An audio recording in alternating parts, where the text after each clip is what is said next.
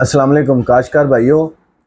तिल को पानी लगाना है या नहीं लगाना, ये फ़ैसला आपने कैसे करना है। सबसे पहली बात ये, जिन दोस्तों ने छट्टे पे तिल काश्त किया हुआ है, अगर उनका उगाव मुकम्मल हो गया, तिल को पानी हरगिज़ ना लगाएं। पहला पानी आप वेट करें जब तक प्री मानसून का आगे सीज़न है, बारिशों का सिलसिला शुरू हो रहा है।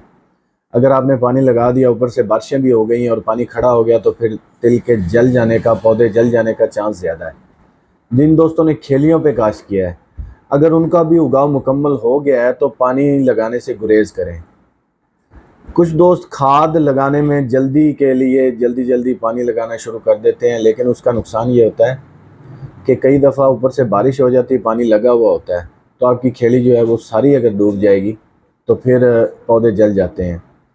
तिल के हवाले से मैंने तिल के पूरे प्लान में पहले आपको बात ये बताई थी कि पानी लगाने के हवाले से बड़ी साइंस दरकार है, और इसको पानी कब लगाना है यही एक पूरी आपने चीज़ समझनी है। मौसम ठंडा हो उस वक़्त आप पानी इसको लगाएं। अगर गर्म मौसम में आपने पानी लगाया, ज़मीन में हबस मारेगा, उससे डैमेज होने का ख़तरा ज़्यादा होता है। अस्सलाम।